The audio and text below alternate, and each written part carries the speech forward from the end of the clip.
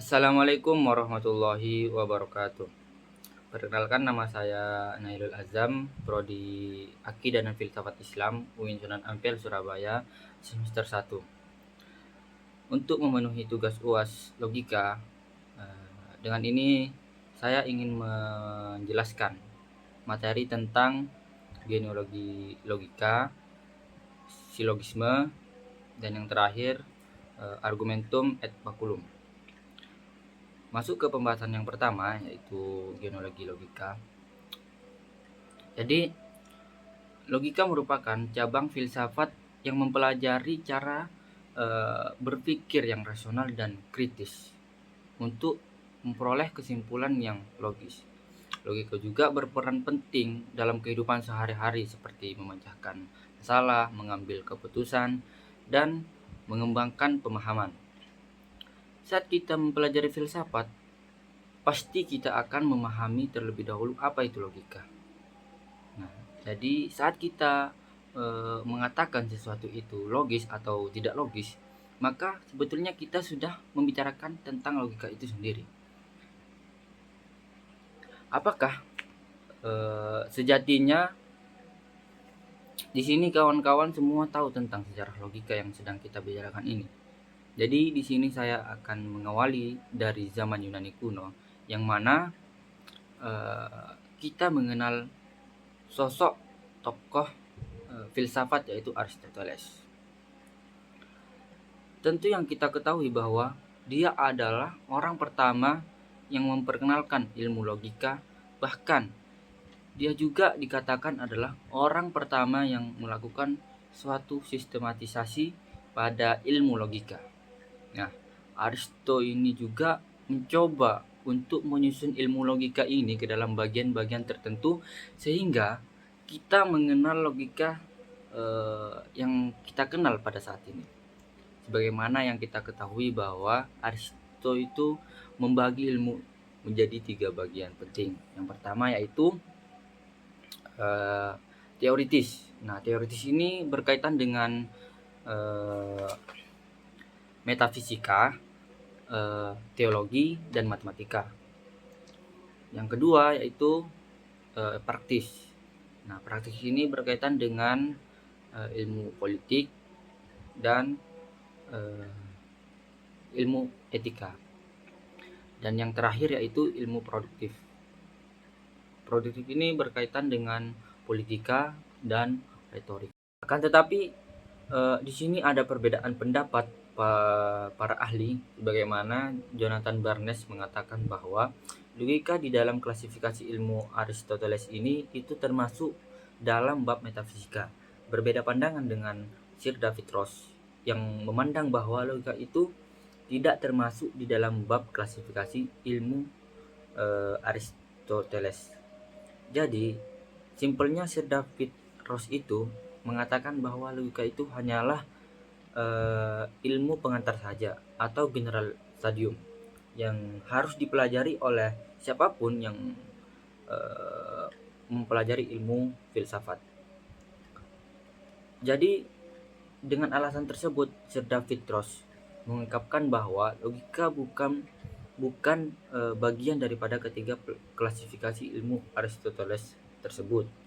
Sir David Ross yang beranggapan bahwa di dalam buku-buku yang hari ini kita sebut sebagai kajian-kajian logika yang ditulis oleh Aristoteles, bahwa sama sekali tidak memuat kata-kata logika pada buku-buku tersebut.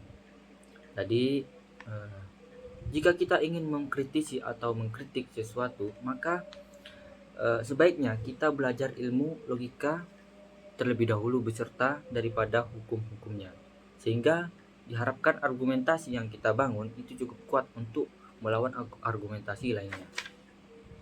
Masuk ke pembahasan yang kedua, yaitu silogisme.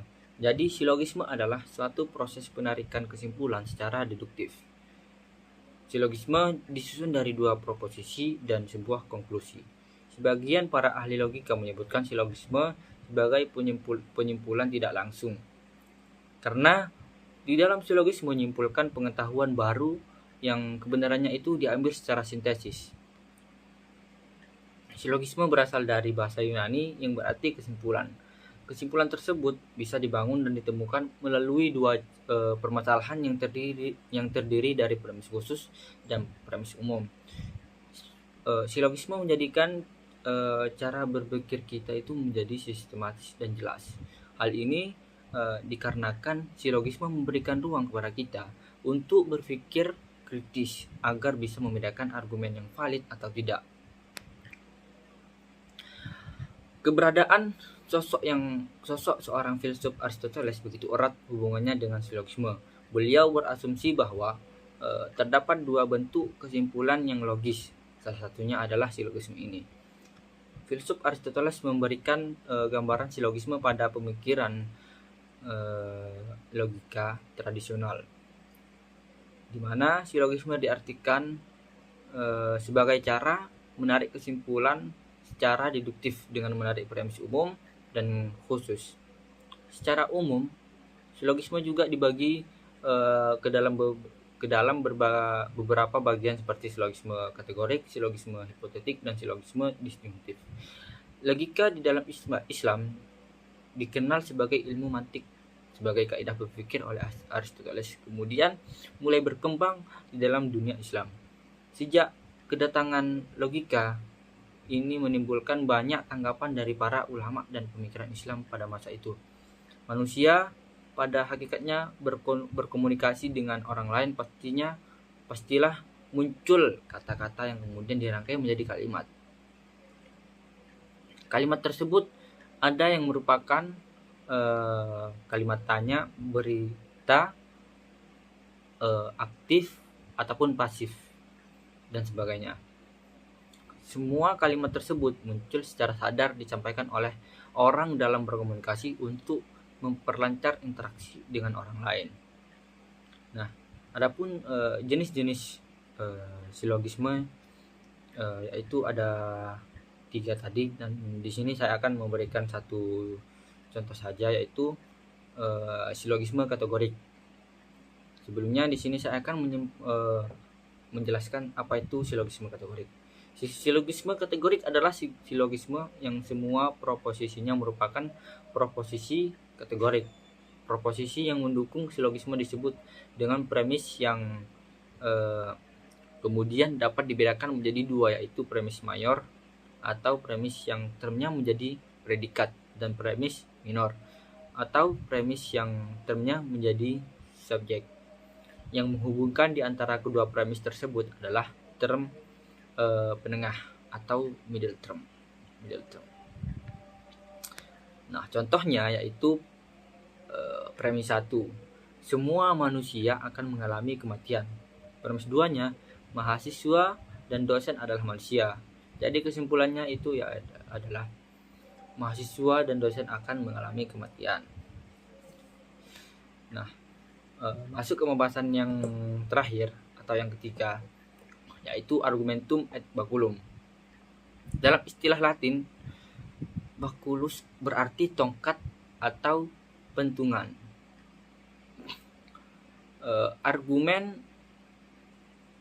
Argumentum et baculum adalah argumen ancaman menyebabkan orang menerima kesimpulan tertentu dengan alasan bahwa menolaknya akan memiliki konsekuensi yang tidak diinginkan.